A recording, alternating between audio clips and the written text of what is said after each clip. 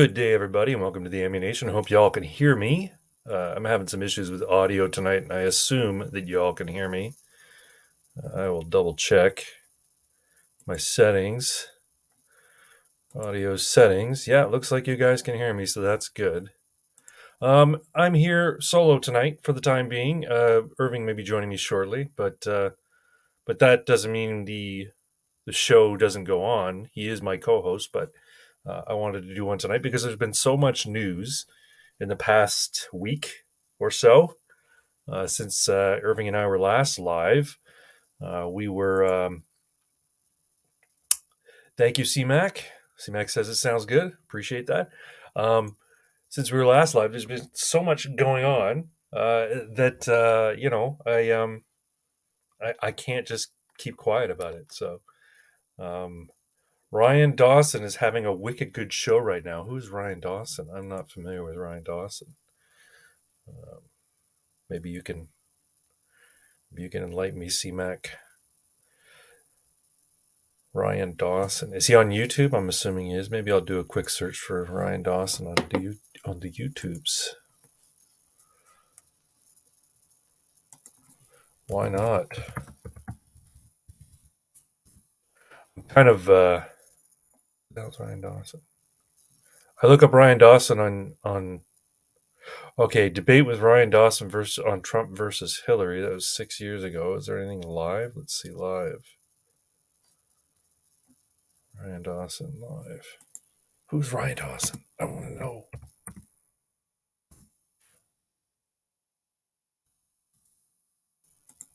Yeah, I don't know who Ryan Dawson is. Maybe you can tell me. Okay. Greetings, wonderful seeming and wonderful adjacent people. Hi, Costin. Good to see you. LOL banned on YouTube for sure. I have no idea who he is though. Maybe CMAC can let me in. Let me in on the secret with regards to Ryan Dawson. He's having an awesome show right now, apparently though. Oh, our good friend Mr. Twin is here. I'm going to add him to the stream. Good evening, sir, and welcome to the Ammunation. How are you, sir? Living the dream. How are you? Awesome. Sorry I'm late. That's quite all right. That's quite all right. I was just saying. I was thinking if you weren't going to be available, I was thinking of not doing it. But I'm like, no, there's too much shit that happened in this last week that I want to talk about it. And whether you're here or not, I was gonna attempt to do an Ammunation. So I'm glad you were able to make it though. So do you know who Ryan Dawson is, No, I Irving? was just watching the stream while I finished getting ready here. So no, I Okay. don't know who that is. By the way, Sumac, did you know that hot women are evil? Oh, I think he's saying you're hot, Sumac. Yeah, Costin, I like to play with fire. Okay. Hey, no flirting in the chat. Yeah, I mean, we don't want to distract from the important topics of the day. So what's new? What's new with you, Mister Twin? What's been going on in your life? How's your work been? How's your week been? Yeah, under control. And you? That's all any of us can ask. It's been all right, kind of low key, kind of. So not much going on. It's just the days just sort of bleed into another. It's just a routine, where I get up, I roll out of bed, I watch some YouTube in the morning, and then I start work, and 1 o'clock I start to eat. 9 o'clock I stop eating. I'm back on an intermittent fast. I'm doing an 8-hour intermittent fast now. So, Cause says I'm now tempted to start flirting in chat. Yeah, you know what? You guys knock yourselves out. That's all right. We could be matchmakers here, Irving. We can get people. We can make love connections for people if we need to. So, Let's do it. all right. Costin is in Stratford. CMAC is in Kingston, right? So they could, they can meet somewhere in the middle. Maybe Burlington. I didn't mean let's actually do it live on air. Oh, okay, my mistake. You guys meet up in Burlington, and I'll come by and chaperone. I prefer to knock Irving Twin out. You're not the Costin first might person have to it. say that. That defiant disorder. Yeah, we all do. That's why we're here. Uh, So things are good though. Things are all right. You've been Yeah, keeping things. yeah, You could be keeping your shit together, so to speak. yeah. That's good. That's it. All right, good, Keeping my good. shit together. That's good. Yeah, we normally Irving and I, when we get on the Ammunation or on his live stream, we're together for a few minutes before we go live, and I broach the topics that I wanted to discuss today. So maybe we'll just do that here now live. We'll talk about the different topics of the day. Oh yeah, because occasionally we leave stuff in the green room. That's Leave it right. in the hallway. So no, That's let's right. let's All let's right. do it now. So the title of this tonight's live stream of Tyrants and Tirades. I'm sure you. I'm assuming you've seen Justin's most recent tirade when asked us a very simple question with regards to the Freedom Convoy. Yeah, I was trying to watch it, but I was also a little distracted at the same time, so I don't remember all the details, but I do remember rolling my eyes. Yeah. It's essentially, every time he opens his mouth, I want to sock him in the jaw. But also, so we'll touch on that. I think we'll start with that. Then I'd like to move on to the whole Jeremy McKenzie being debanked. I Um, did listen to that whole phone recording. yeah, so did I. But you know what? I mean, I have no problem playing it here. I'm not concerned about being demonetized because I'm not, and I don't think. I think it's fair use if we're discussing it. We're free to play it and discuss Supposed to it. be. So Yeah. yeah. And then I'd like to talk about what's going on at Davos, some of the nonsense that's been going on there. I'm glad Rebel News has been there. Have you been catching any of the Rebel News footage? I saw something about, I don't know, harassing Greta Thunberg or Yes, something. that was pretty funny. But Avi Yemeni uh, went after the Pfizer CEO who was That's there, right. and he got threatened by the editor at the CNBC booth or building that's there. They have like a little pop up CNBC, live Yeah. at Davos studio, and he was out there, and the guy who runs the particular field office was out there having a smoke, and Avi Yemeni came up and approached him and asked him, "Hey, why aren't you asking the questions of these people? Like, why am I doing your job? Why aren't you doing your job?" Kind of thing, right? And the guy apparently threatened to knock him out, kind of thing. But we can get into that. We can talk about some of that, and then I don't know if you've been following the Crowder versus Daily Wire YouTube drama. Not so much. I heard some stuff. Yeah, I heard so. I saw and heard some stuff, and I mean I have opinions, but we can talk about it briefly if you want. And then I watched a good video today by Gad Sad about capital punishment, and I thought maybe we could revisit it because he gave me some food for thought, so to speak. Hmm. Hmm. And then maybe we'll just go to the no one tells jokes anymore. If you have one, if I have one, we can maybe think of one. All right. We've had a Fox few is here. comments here. Yeah, Pox is here. Good to see you, Pox. Thanks for coming by. Screw Davos. I'm having a gold plated steak tomorrow in their honor. Nice. Jobless hippies. Who are jobless hippies? Irving, I got a jar of hallucinogenic honey. Nice, isn't that the shit That that Joe Rogan was talking about? that sounds incredible. Yeah, apparently it'll fuck you up.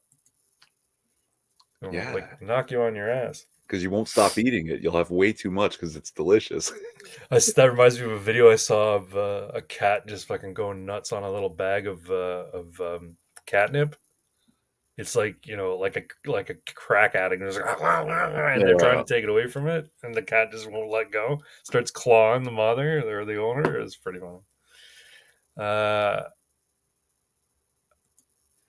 C-Mac says, "Nice. When are we having a trip, Pox?" Yeah, there you go. Hallucinogenic honey. Where do you get that anyway? Can you buy it at the regular cannabis shops?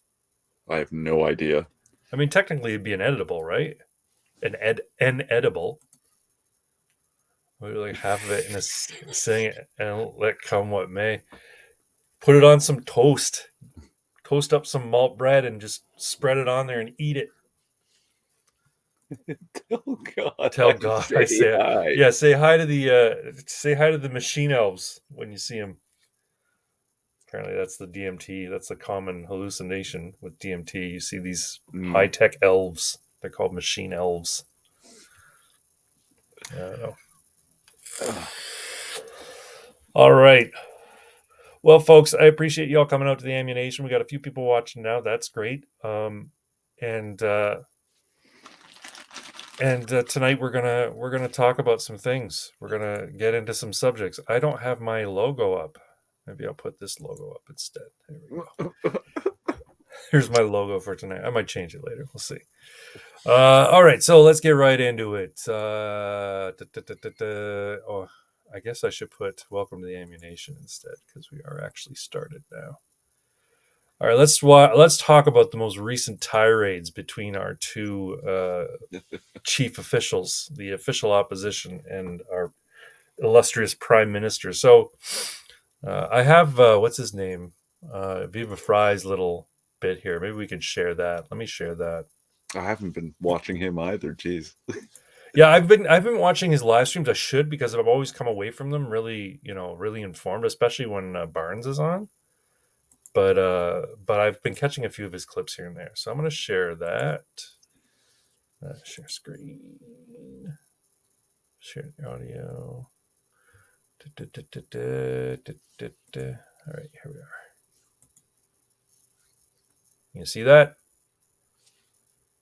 Came to the Capitol. Can you reflect on where you think the movement is right now? I mean, there's clearly a heightened police presence here. There are protesters outside. Do you feel the movement has grown? Do you feel it's faded? Your read on what's happened over the past 12 Did you notice that smirk? I think that's a better question to ask Mr. Polyev. He seems a lot closer to the convoy. My approach is very much on making sure that we're delivering good jobs and good opportunities. We're not going to go through the full 5 minutes of this, people. 5 minutes and 38 seconds. I guess maybe a little less if you include the question at the beginning. 5 minutes of psychopathy. Notice the question was, your reflections on the protest? I'm going to leave that to Pierre Polyev, and now I'm going to go on to a 5-minute unhinged tirade. For Canadians. We know people are worried and even frustrated about how the world is unfolding around them. No. Do you notice that? When I call Justin Trudeau a psychopath, a narcissist, it's not a clinical diagnosis. It's an observational opinion. Do you notice how one element of personality disorder, narcissism, sociopathy, whatever you want to call it, it's never taking responsibility. It's always deflecting and passing the buck of responsibility onto somebody else. What does he do here? What does he do here? Worried and even frustrated about how the world is unfolding around them. Worried about how the world is unfolding around them. No, Justin Trudeau, I'm worried.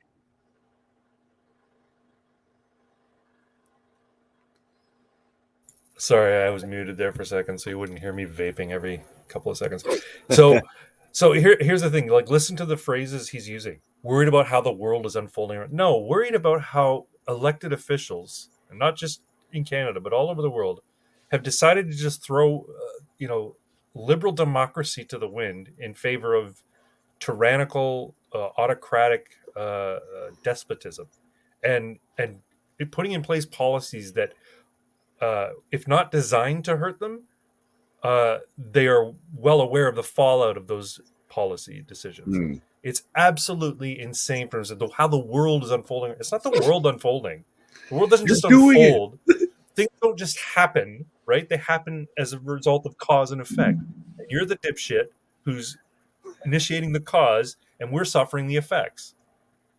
And it speaks to the whole WEF nonsense as well, right? Yeah. Like what's going on at Davos, but we'll get into that a little bit later. Anyway, I could continue playing Viva's rant on a rant, but then it seems like rantception, and maybe we'll just move on to what's his name? I'm gonna stop sharing this. We'll move on to Pierre Poilievre's response. It looks like he was at Pearson today. Where? At Pearson Airport today. It looks like he was there today. Let me share that real quick. Uno momento.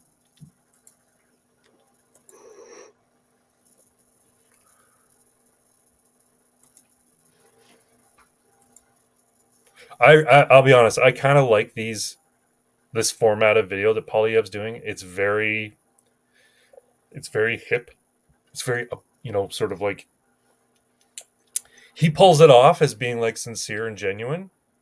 Whereas when Justin and Freeland do it, they look like a couple of cringe assholes. Like whenever they get up and hey guys, we're just here, waxing our legs, that kind of shit. Yeah. They look cringe. Pierre Polyev, you could say it's a little bit cringy. Maybe I'm biased because I happen to align with him politically, but he seems to do it in a more genuine way. That's just me. But anyway, we'll watch this and we'll comment on it, get each other's thoughts. Hey, Justin, I see that you're desperate again. You know how I know? Because when you get desperate, you divide and distract. And that's what you did today. I read in the Liberal pamphlet, the Toronto Star, that you claim the reason you're so unpopular with Canadians is because Canadians are racist. This is from a guy who dressed up in racist costumes so many times, he can't even remember them all. Really, Justin, you can't remember how many times you dressed up in racist costumes? This from a guy who fired the first Indigenous female Attorney General. Why? Because she refused to help you get your corporate friends off of criminal charges after they stole $100 million from Africa's poorest people. This from a guy whose own MPs, Liberal MPs, Justin, said that you mistreated them so badly that they actually had to leave caucus. That's your ugly, racist past. You're in no position to be calling anyone else racist, but we know why you're doing it. You want to distract. You want people to be afraid. Because if people are afraid of their neighbor, they might forget that they can't afford their rent. If they're afraid of their fellow Canadians, they might forget that under your watch, we have 40-year highs in inflation. People can't afford to eat, that there are 1.5 million people going to food banks every single month, that food banks have had people ask them for help in committing suicide because life has become so miserable under your watch, that you want people to forget, be fearful, so that they forget that crime has gone up. So what have you done? You've tried to make people afraid of hunters by saying that it's Indigenous and rural people who are hunting that are causing all of the inner city crime and not the many repeat violent offenders that you're releasing into the street. You want people to be afraid so that they forget that this is the chaos. This is the chaos we have at our airports. By the way, Justin, I'm able to record this message right now because my flight is late. Of course it's late. Flights are always late since you became prime minister. The federal government is responsible for air transportation. Yes, that's you, my friend. And you don't want people to remember that you have failed in all of these areas. So you divide to distract. Well, we're not going to let you do that anymore. We're going to point out that these failings are your failings. They're not the failings of the Canadian people. In fact, the Canadian people want us to turn the hurt you've caused into the hope that they need. And that is what I am going to do. We're going to make this a country that rewards work again, where the dollar has purchasing power, where planes actually take off on time, and where our streets are safe. That is the hope that is going to unify us, and unity is what we need. Instead of your divide and distract, we will unite for hope. Now, I got a plane to catch.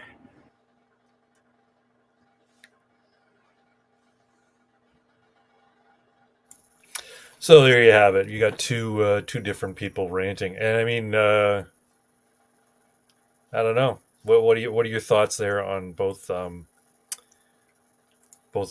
our glorious leader Justin Trudeau and Pierre's points of view or positions there? Justin Trudeau made it so that I personally could not get on a plane or a train. At the time, Poilievre didn't say anything. It's true. I mean, it is just political, posturing. Both of them are doing the same thing. Like, it's all your fault. No, it's all your fault. Like, I mean, I'm really getting sick of Trudeau talking about, and if I continued watching Fever Fry's clip, he would have gone off about how Pierre Poilievre's advice to people to fight inflation was to buy cryptocurrency. I mean, like, it's kind of like, one, it's disingenuous. He didn't say buy cryptocurrency because to fight inflation. He talked about cryptocurrency because he was asked about cryptocurrency.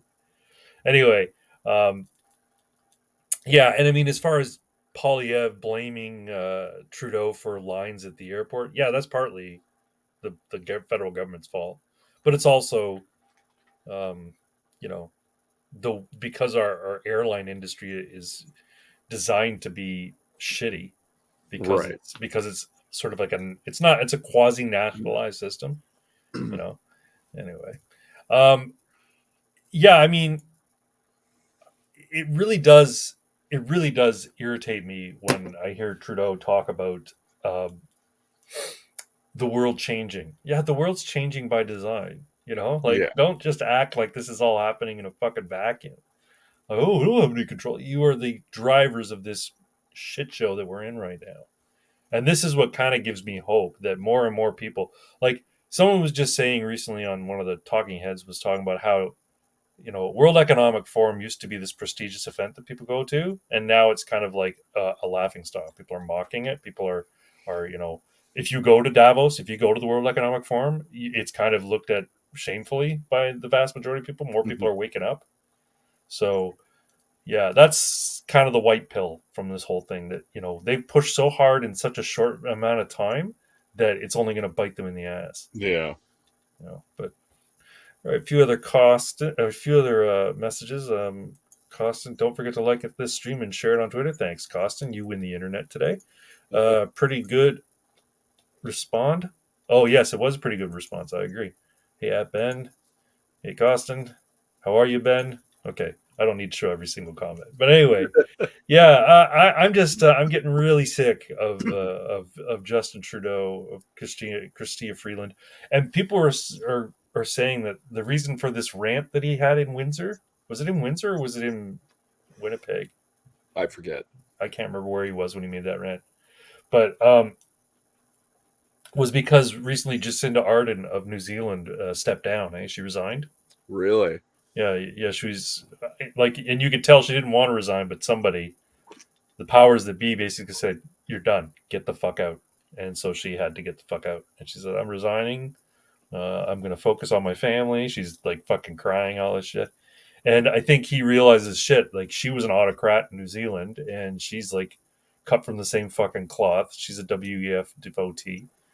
Is it going to happen to me next, kind of thing, right? Yeah. We'll see. I don't know, man. I don't know. How's everybody doing tonight? Looks like they're all good. They're all chatting amongst themselves. Lovely. Felsen liked Pialiev's response. Yeah, like I said, he's pretty good at that whole off the cuff, on the fly. I'm talking into my phone, making a quick video. He's pretty good at it. Yeah. I'm not gonna lie, he's pretty good at it. But yeah. But speaking of tyrants, here in glorious Canada, the liberal democracy that we all live in, Jeremy Mackenzie? Yes. He was debanked. Folks, if you're not aware of this, Jeremy Mackenzie, founder of Diagolon Movement, a joke movement where their Secretary of State is like a llama or some shit? Or their Attorney General, I can't remember. No, Vice President. Vice President is it a llama or a goat or a I don't know. Monotreme? I don't know what it is, but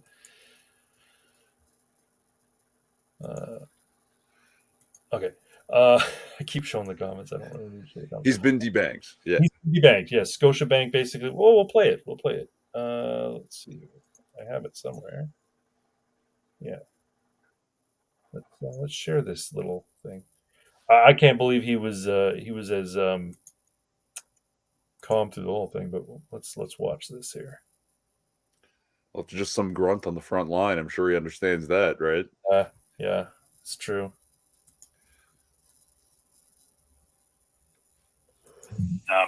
Calling to give you just the courtesy of a heads up that you will receive a letter kind of early next week letting you know that the bank decided to end their banking relationship with you. The bank determined that this relationship is outside of its risk appetite. So typically we don't call customers in these situations, but I recognize you've been a long time client of the bank, so wanted to call to give you the courtesy of a heads up.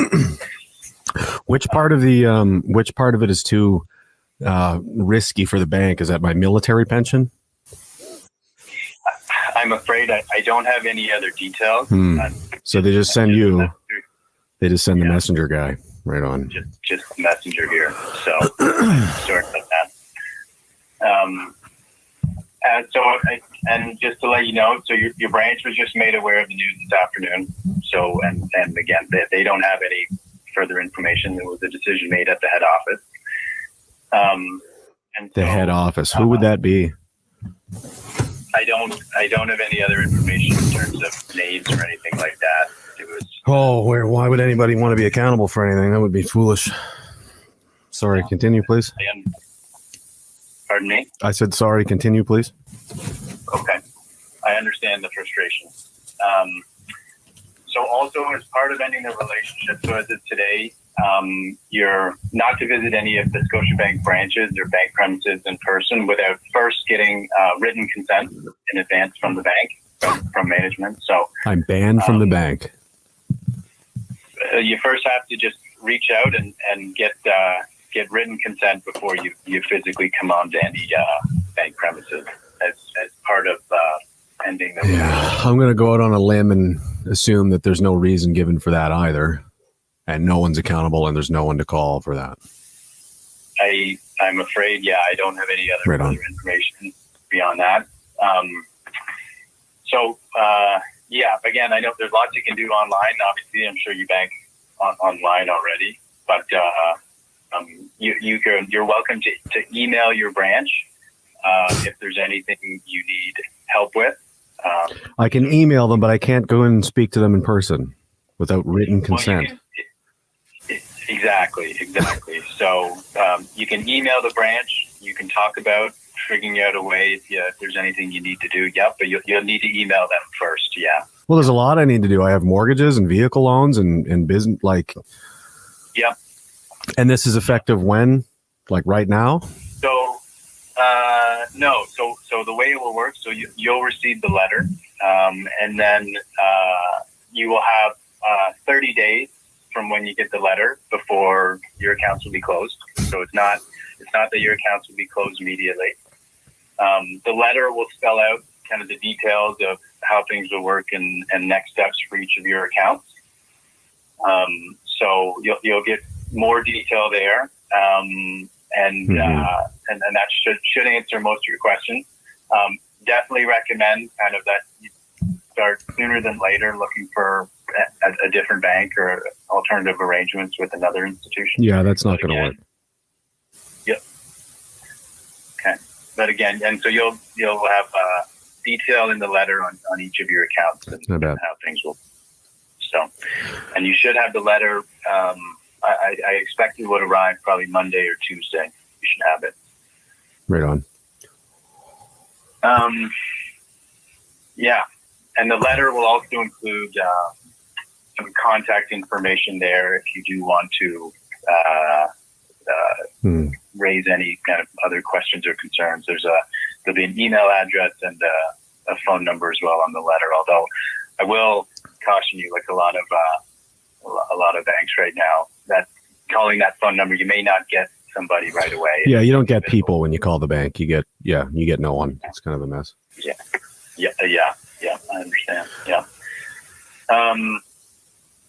Yeah. So again, those were the key things I wanted to let you know and wanted to give you this call just so that you had a heads up and you didn't just get that letter and not have the benefit of at least a heads up. All right. Well, I appreciate it. So just to recap, I'm being debanked. I'm banned from the bank. There is no reasons given. There is no one to contact, and that's it. Is that about right? So just on there will be some contact information on that letter that you can use. And again, if there's anything you need help with in terms of your accounts, your actual kind of day-to-day banking services that you can't do yourself online, you can email your branch and get some help from them there. And you can discuss with them if there's anything that you feel like you might need to do in person. But right. Yeah. Well, I might need to sue them because I feel like this is discriminatory because of my legal situation, but that's something else I'll have to talk to somebody else about. Yeah, I understand the frustration. That's for sure. Yeah, it's not frustration. This is catastrophically ruinous to most people. I can't imagine this is something typically people deal with, so I don't appreciate people saying you understand, because you certainly don't. Have you ever been debanked before and had your mortgage cut? I mean, my children live there. So what, were they just homeless now? Or like, these are things I have to deal with now. Yeah. So please don't, condescend to me and say that you understand my frustration. This is far beyond frustration, sir. Okay.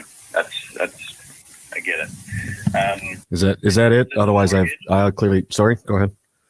No, that's it. I just wanted to let you know, though, there'll be a bit more detail in the letter around your mortgage, but your mortgage will continue to run until I think your mortgage matures on kind of next November 2024. Yeah. So that will continue to run up until that date.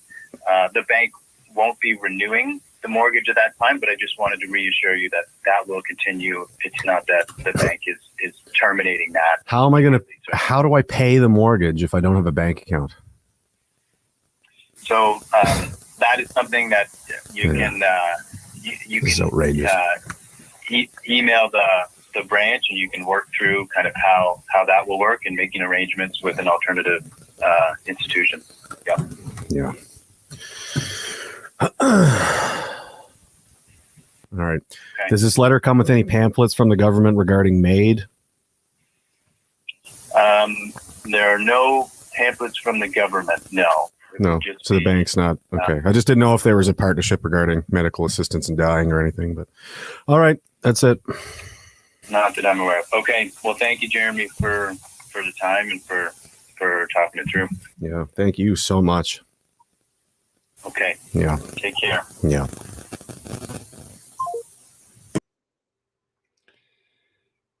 Yeah, that's fucking sick. That's disgusting. And do you see how you're muted?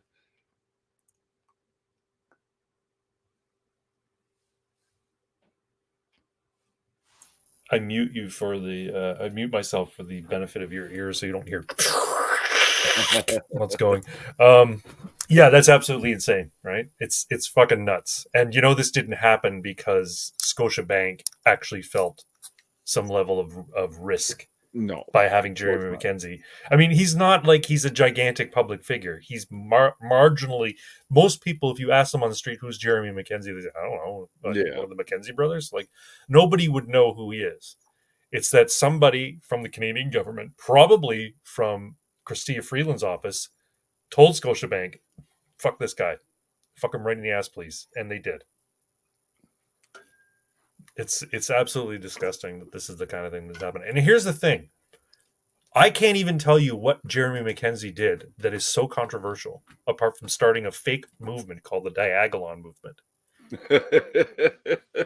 That was cited in the Public Order Emergency Commission as being, this giant threat to Canada. That there's this, fringe terrorist militia group. I'm like, are you fucking serious?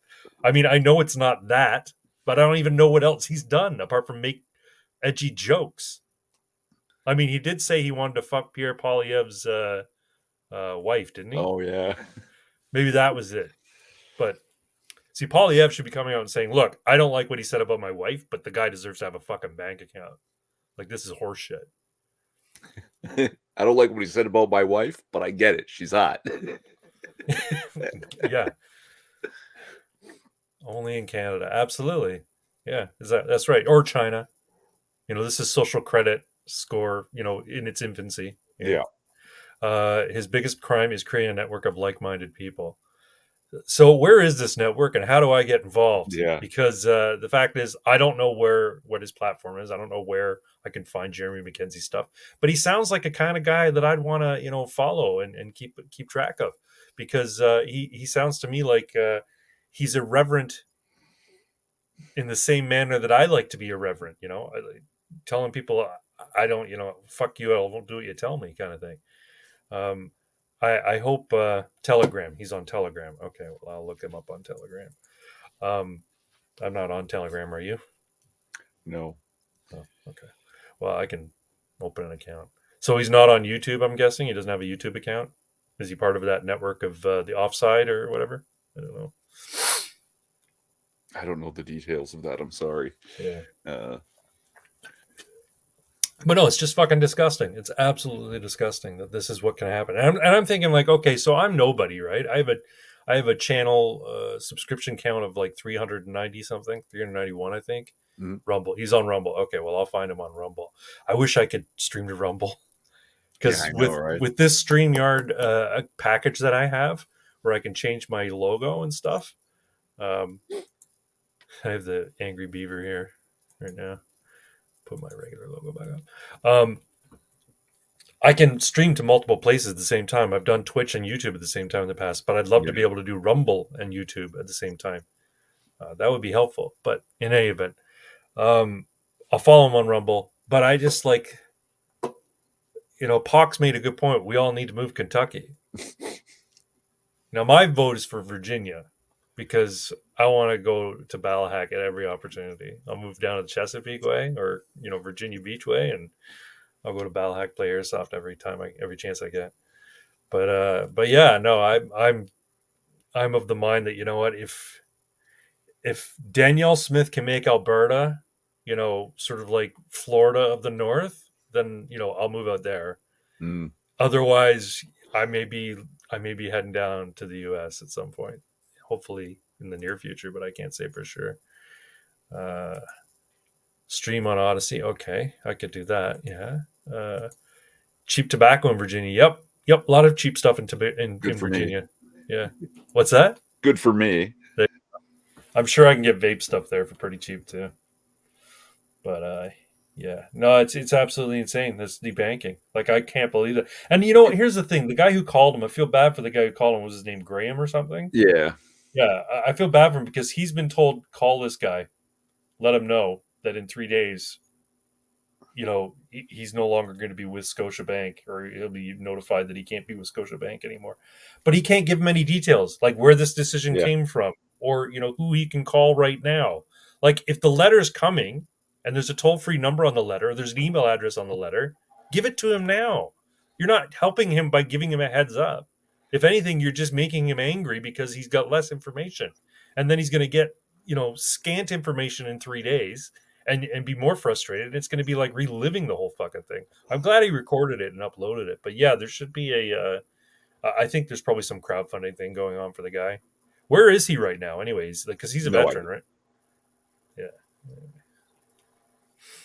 I just, did you like how they selectively ended their relationship with him? Right? What do you mean? Yeah, you can keep the mortgage. Yeah, we're going to hold the mortgage. Yeah, the biggest amount of debt where we make lots of money. And, yeah.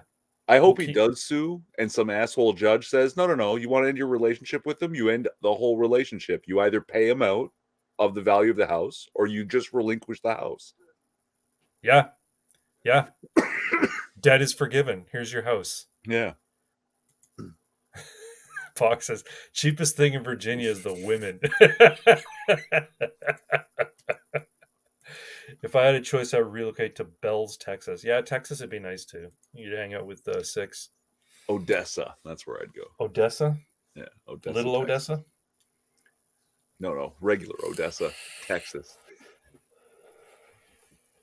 No, I'm thinking Ukraine, right? Odessa's in Ukraine, is it not? Yeah. Yes. There was a movie called Little Odessa. Was there? Yeah, I think it was about like Ukrainian mob or Russian mob in like New York or some shit. Sounds right. Yeah. Anyway, that's the Jeremy McKenzie fiasco. Chat, what do you think of all this? I mean, CMAC, a few people made some comments, but no, this is not Canada as far as I'm concerned. And yes, political leaders should be up in arms and speaking about it. Bernier should be out there. He probably is on Twitter already. Bernier should be out there. Peterson should be out there. Gadsat should be out there. Polyev, if you really wanted to, sort of mend fences with people who felt abandoned by the official opposition during the whole Freedom Convoy thing and during the whole vax mandate thing, he should come out and defend him, even though there might be a little bit of bad blood between him and Polyev. Like, yeah, it's ridiculous. Anyway, let's move on, shall we? Let's do it. Unless you have something else you'd like to say about Jeremy. No, I'm sorry. I'm really tired. You didn't have to come tonight, man. I would have done it on my own, but that's okay. I appreciate you coming out. I know you're going through some shit, so maybe I'll hop out early. We'll see. If you hop out early, we'll end it early. That's all there is to it. Well, let's keep going for now. All right. What the fuck at Davos? I'm trying to find this. I'm trying to find this Davos. Who pulled out George Soros and Bill Gates at the last minute? Is that? Did they really? I think so. Oh, they must have some deep and dirty plans.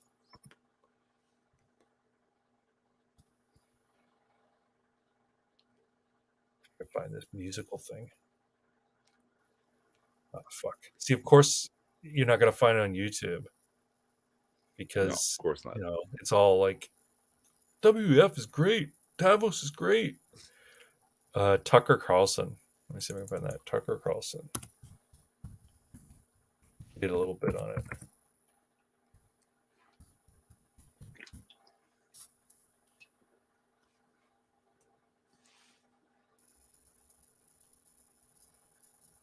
No, it was sooner. It was more recent than that.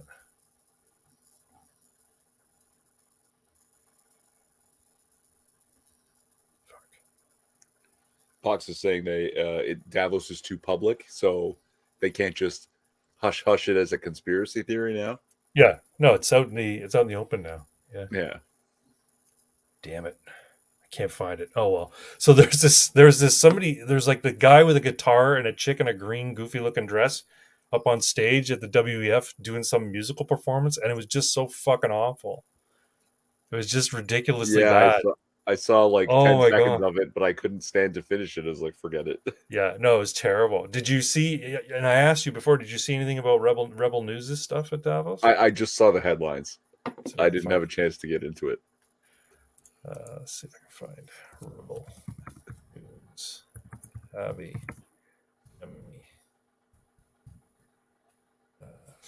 So Avi gets all up in Borla's grill, eh? Yeah.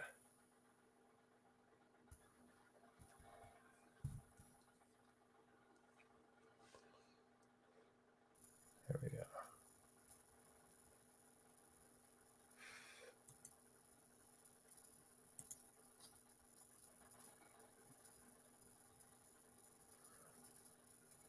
What's going on? Which one are you finding? I'm trying to find one. Here we go. The Albert Borla one or the Greta Thunberg one? No, the Albert Borla one. I found it. I'm going to share real quick. Rebel will copyright strike you if you try to share it. Well, why? Because that's what they're like. Oh, that's fine. I don't care.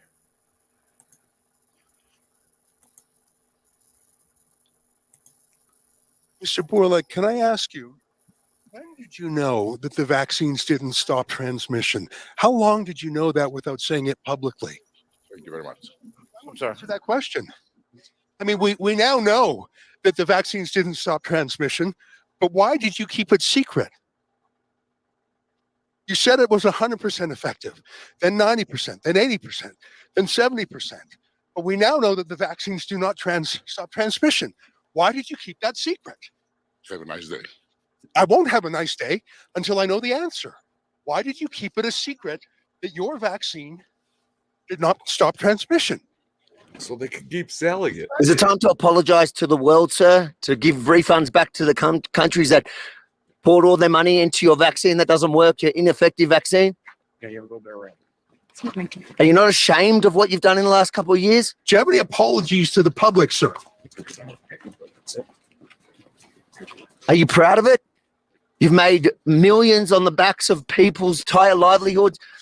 How does that feel to walk the streets as a millionaire on the backs of the regular person at home in Australia, in England, in Canada? What do you think about on your yacht, sir? What do you think about on your private jet? Are you worried about product liability? Are you worried about myocarditis? What about the sudden deaths? What do you have to say about young men dropping dead of heart attacks every day? Why won't you answer these basic questions? No apologies, sir. Do you think you should be charged criminally for some of the criminal behavior you've obviously been a part of? How much money have you personally made off the vaccine? Oh. How many boosters do you think it'll take for you to be happy enough with your earnings? Nothing? Who did you meet with here in secret? Will you disclose who you met with? Who did you pay commissions to? In the past, Pfizer has paid $2.3 billion in fines for deceptive marketing. Have you engaged in that same conduct again? Are you under investigation like you were before for your deceptive marketing, sir? If any other product in the world doesn't work as promised, you get a refund. Should you not refund to countries that laid out billions for your ineffective vaccine? Are you used to only sympathetic media, so you don't know how to answer any questions? Is that it? Shame on you, sir. Shame on you. That's Albert Bourla, the boss of Pfizer. His people were pushing us around a little bit. Mate, he's pretty fit. I don't reckon he's had one jab. I'm huffing and puffing.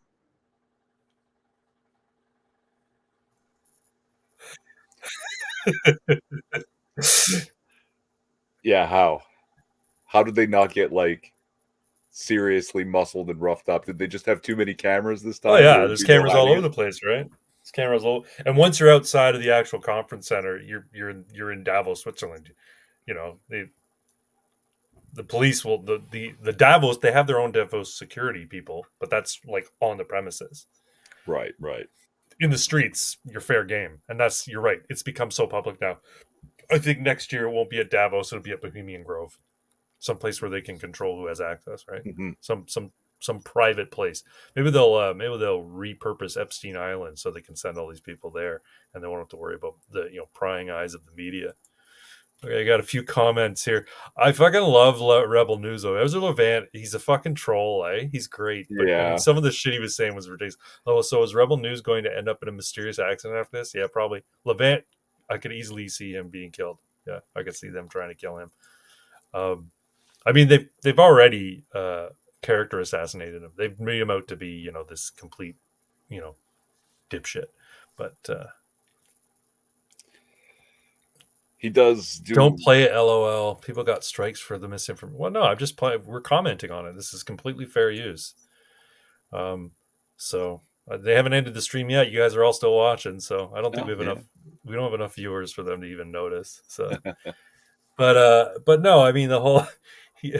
He's pretty spry. I don't think he's taking the shot. Is what he said. I think that's fucking hilarious. I gotta say though, what's his name? Bourlas, Nicholas Bourlas. Albert Bourla. Albert Bourla, or whatever. I like that scarf he had on. It was a pretty nice scarf. I bet that scarf's expensive. I bet he paid good money for that scarf. Anyway. Yeah, I would not be surprised if Rebel News gets some action against them at some point. I mean, this is how the escalation goes, right? So there's so much exposure now on the WEF and the global initiative, the Agenda 30, Agenda whatever, that and people are talking about it and ignoring, mainstream media sources, that there's probably going to be an escalation in pushback from the global elites. Now, whether that will take the form of, some sort of mass cyber attack that just happens to conveniently target all of these, non-mainstream news outlets and destroys, their complete catalog of work and removes them from the internet entirely, or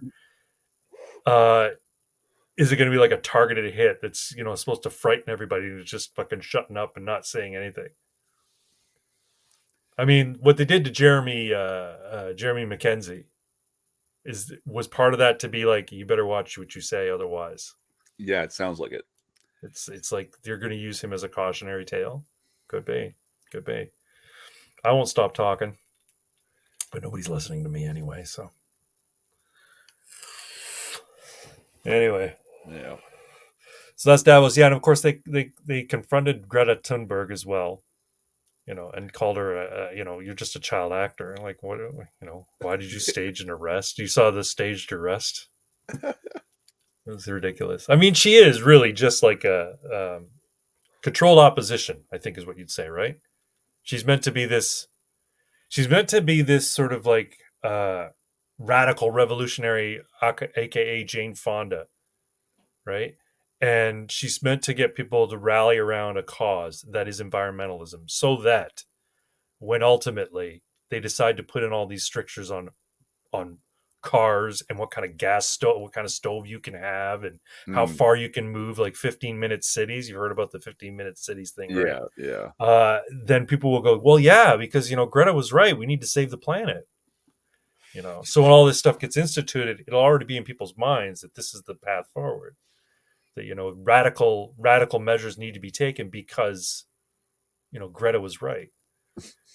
She acts like she's some sort of like opposition to the powerful industrialists, but in fact she's working right alongside all of them. And she's wrong. And she's wrong. Yeah. So ridiculous. It's just ridiculous. All right. We're coming up on an hour, but we're trucking right along here, folks. We're gonna move on to the next big bit of YouTube drama. That is Steven Crowder versus the Daily Wire. You've heard a little bit about this. You've seen this YouTube drama. Yeah, but I've only seen the opinions from other people about it. So here's what I've gathered. Okay. Everyone is an asshole, and it's all about money and control. And look, yeah, I don't know. Daily Wire, is their contract tyrannical? Probably not. Is it far more restrictions than one would have running their own company named after them, where they are the frontman and producer? Probably. There's probably more handcuffs than whatever the fuck you want to do. So, must not have been good enough money. Also, maybe he doesn't like how they treat themselves. Right? Yeah, well, this is the thing. So the drama has sort of been snowballing the whole time along. So basically, Crowder came out and started talking about this stop the big con, basically lumping in Daily Wire with the big conservative conglomerate, so to speak, trying to paint them as this evil big pharma, big tobacco, big oil kind of thing, right? Trying to paint them out as they're these big guys who work with the powers that be to sort of control the conservative narrative, and I think that's a bit of a stretch. I think that's conspiracy theory, but I think this is all clever marketing on the part of Steven Crowder. See, the truth is he left the Blaze. So the Mug Club used to be something that was done for him and was associated with the Blaze, right? He's no longer with the Blaze, and he still has his Mug Club.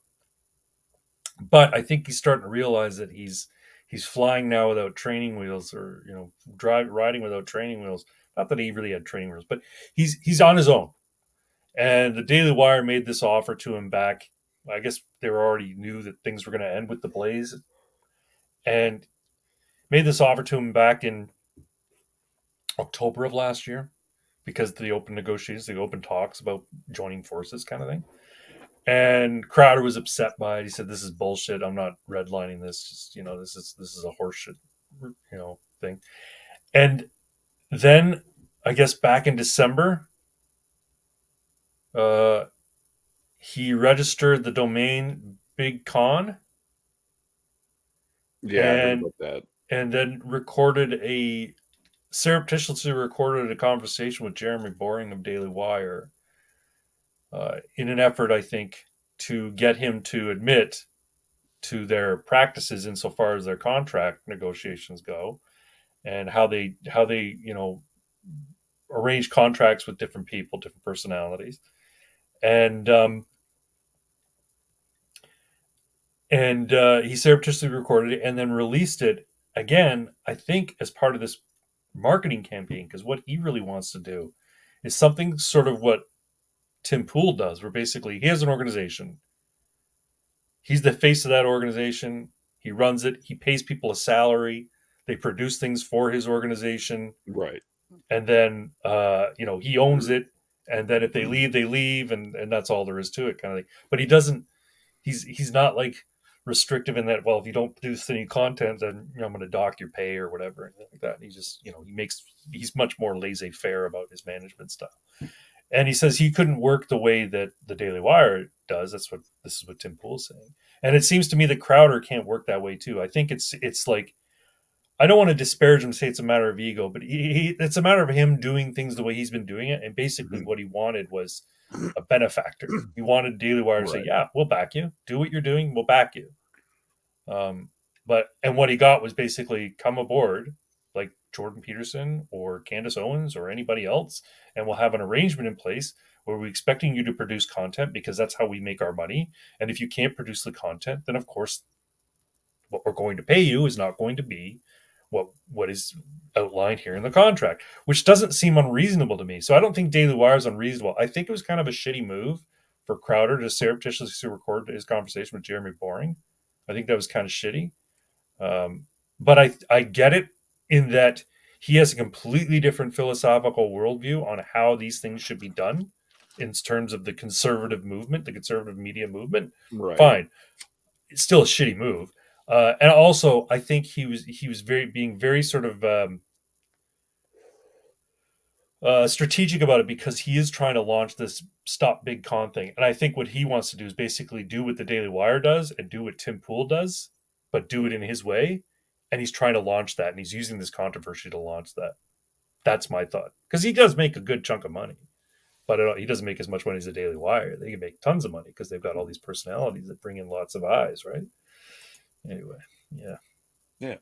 That's my thought. Anyway, Yeah. I still like both the Daily Wire and Stephen Crowder. I don't have any misgivings about guys like Ben Shapiro, or even if I don't really like a lot of Ben Shapiro's style, or Jeremy Boring or Clavin. Actually, I think Andrew Clavin's great. I watched a movie the other day that I didn't realize was based on a novel by Andrew Clavin, and it was called "Don't Say a Word." Oh yeah. Have you seen that? Long time ago, but yeah, it's Michael popped up on Douglas? Netflix again, I think. Yeah. Yeah, it was up on Netflix, and I'm like, oh, what's this? And then I'm watching the opening credits is saying based on the book by Andrew Clavin. I'm like, Andrew Clavin? That's fucking awesome. I knew he wrote for Hollywood before he did his thing in Daily Wire. And it was actually a pretty good story. It was pretty good. I liked it. It was a classic sort of like thriller type novel. You can watch it and say, I can see how this reads. You know what I mean? Right. Anyway, yeah. So that's the controversy regarding the Daily Wire Stephen Crowder thing. It's YouTube drama as far as I'm concerned, and I'm not really big into Pretty YouTube much. drama, but it's in my sort of like political landscape. Is the conservative movement dead? No. Yeah, that's it, right? I'm just waiting for all. Oh, there's upset in the conservative movement. It's on its last legs because now there's infighting. I'm like, fuck off. I could see those articles coming out in the next little bit. We shall see. Yeah. So what else you got? I don't got nothing. I've been busy. That's okay. I'm sorry. That's all right, man. It's all good. All right, let's move right along. We're going to move on to this next topic that I wanted to bring up. Capital punishment revisited. So I watched a video earlier today by Gad Sad. I like Gad Sad. I don't always agree with him on this particular topic. I don't agree with him. This was in response to a recent finding or recent arrests made, I guess. Did you hear about this gay couple with their kids? Yeah. Okay, so I guess this story came out months ago, probably like a year ago. And I guess there's been some momentum in the case. And so now it's in the news media again. And Gadsad had opinions on it. And part of his opinion was, don't tell me that capital punishment isn't warranted or is immoral or whatever. And he basically framed his video along the lines of the arguments from people who oppose capital punishment is that it's a barbaric practice and a civilized society shouldn't engage in it.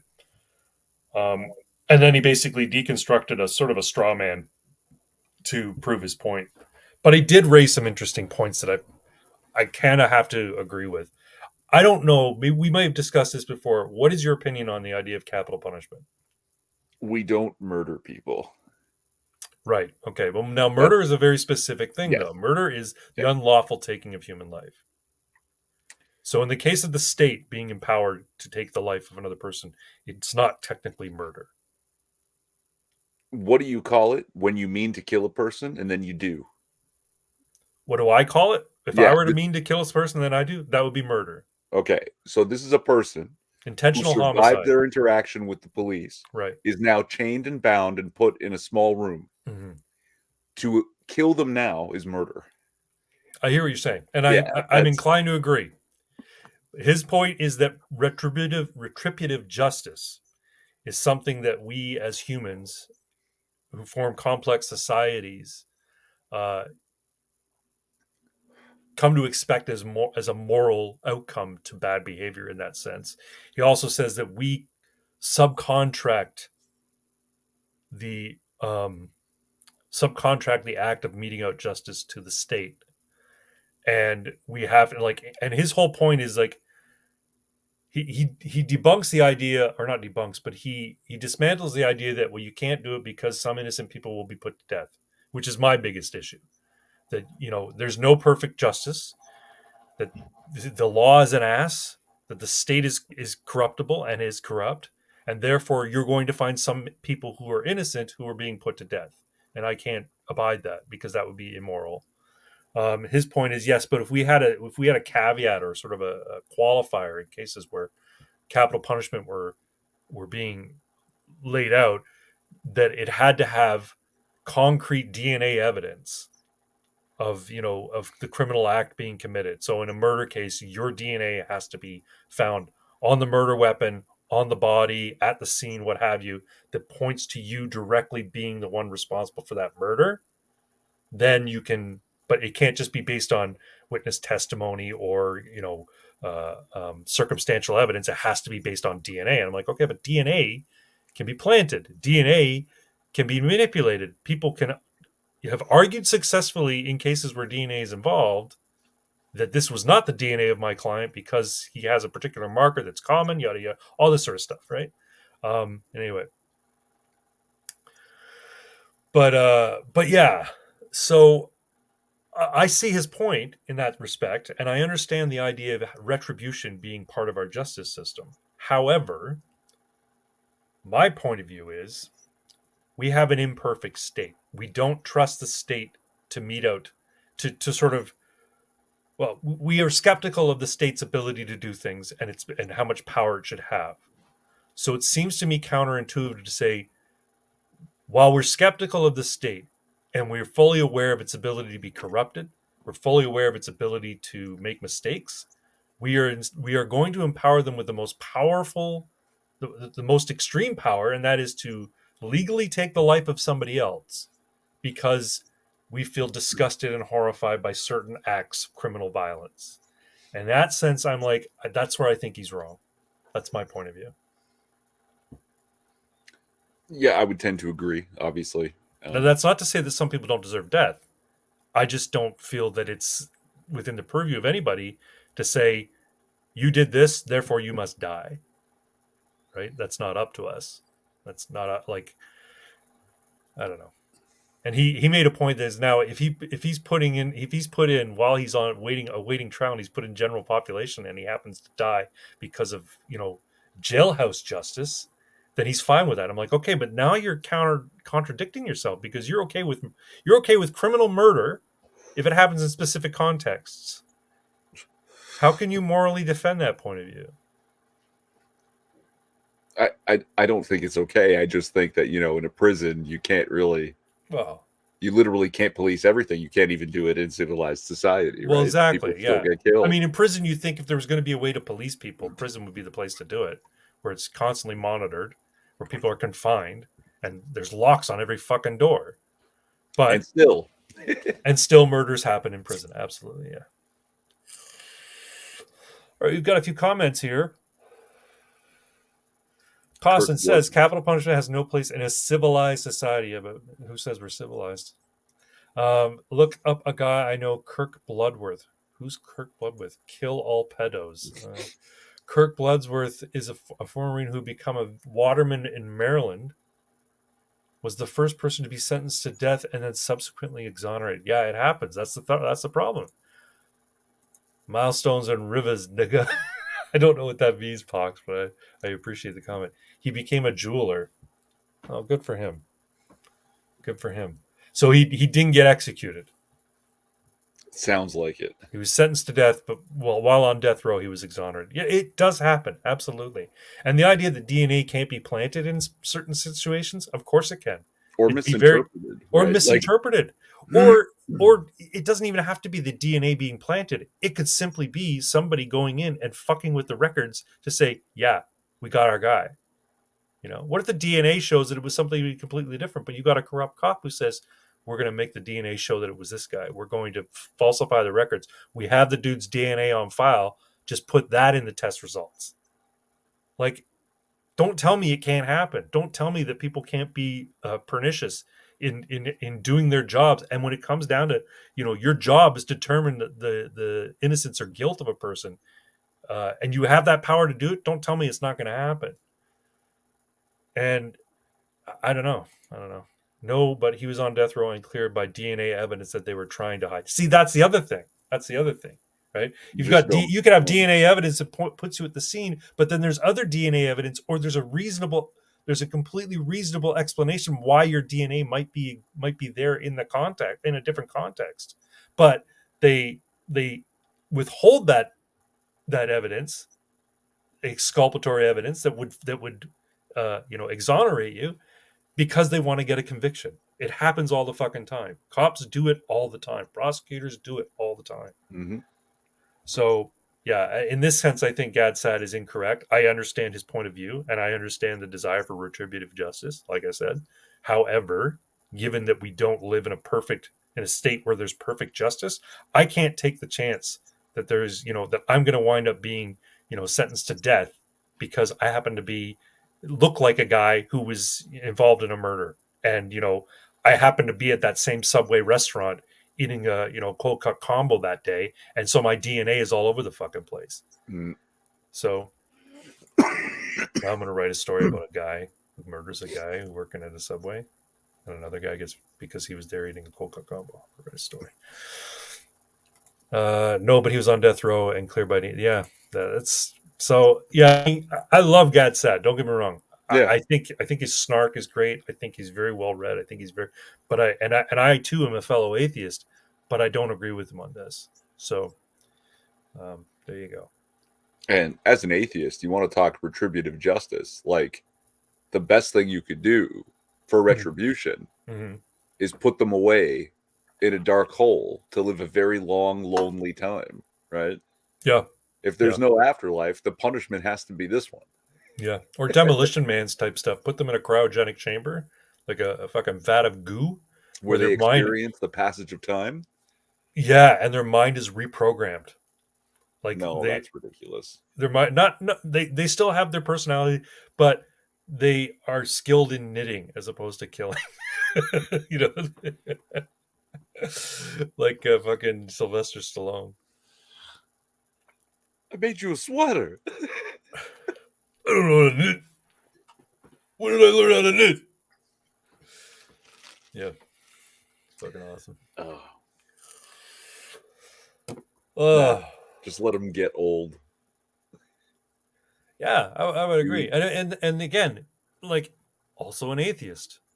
But I still value human life. So this terrible person has done this terrible thing. Now, he brought up two different cases. One where a group of people kidnapped a wife and her two daughters. Like, the story that he brought up was absolutely horrendous. Held her for ransom, thinking that they were going to get money out of the bank. Ended up raping and killing her and the daughters. Beat the husband with a baseball bat. Set the house on fire.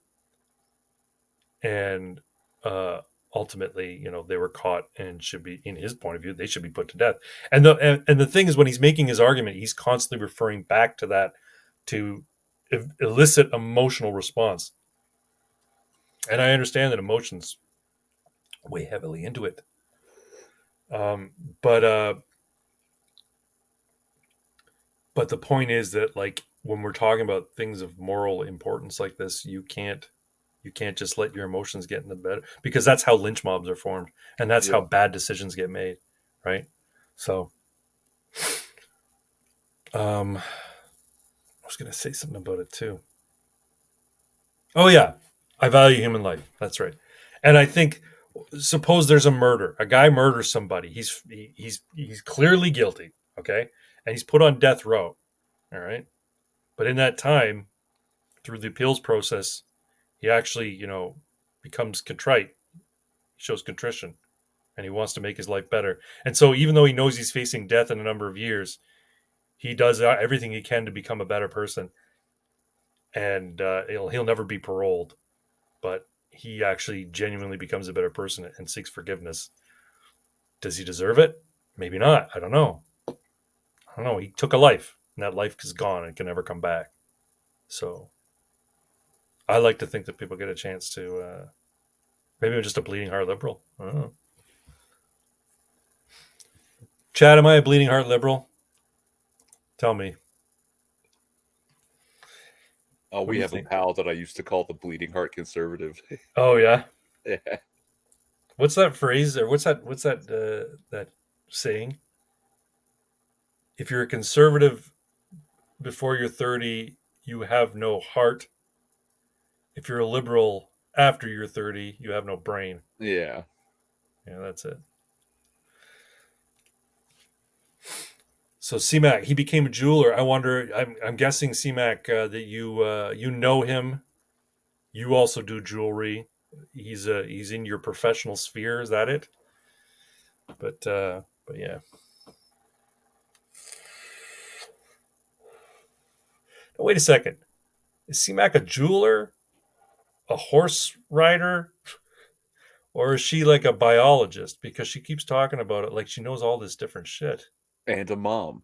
And a mom, and she's a mom, and she has like some weird condition that I can't remember. Something about kidneys or something. She's got like a humpback or something like that. I know from being in the same training courses. I'm sorry, I'm just fucking around with you, C-Mac. I know you don't have a humpback. Anyway, she's a ginger though, so she has no soul. Have I told Irving Twin that Toronto's evil tonight? Not yet, but I think you just did. So yeah. Technically, Toronto is evil. Most evil place in Canada. LOL. I have a lot of time. Second most evil place. Ottawa is obviously. Oh yes, Ottawa is much more evil, but they have a really, really nice art gallery. So it's fine. So no, you give them a bit of a pass. Okay, yes, you're very evil, but check out the works of art in this gallery. That being said, Toronto has the AGO, and that's a nice art gallery too. I guess you hit a point of evil, and you're like, oh, we got to give something back. So let's have a place where culture is actually exemplified. Is CMAC a MILF? Wow, holy shit! I'm beginning to agree with you. Enough of the flirting in the chat. Gonna have to reinstate the flirting ban there. There you go. Free speech. Only on not the in this weekends, chat. Costin. Only on the weekends. So you're only a mother on the weekends, or you only like to F on the weekends? Anyway. Well, it's been a short stream. I think we might call it early tonight because we've been blowing through our topics, unless there's other things you want to discuss. No, you know what? I don't mind ending a little early if that's okay. Yeah, I know you got shit Sorry going on. about that. No, it's all good, man. We might end this stream a little early, folks. I've had a really good time, but I think we might just move on to No One Tells Jokes Anymore. And I'm trying to think of one. I need to become prepared for this. I did see something funny on. I told you a joke last week. Did I tell it on air? I didn't tell it on air. I can't remember. I don't remember the joke you told. The one about the native kid goes to his chief. Oh yes. I didn't tell it on air though, did I? I don't think you did. Okay. Well, while you think of a joke, how about I'll fill the gap here. Okay. Go ahead.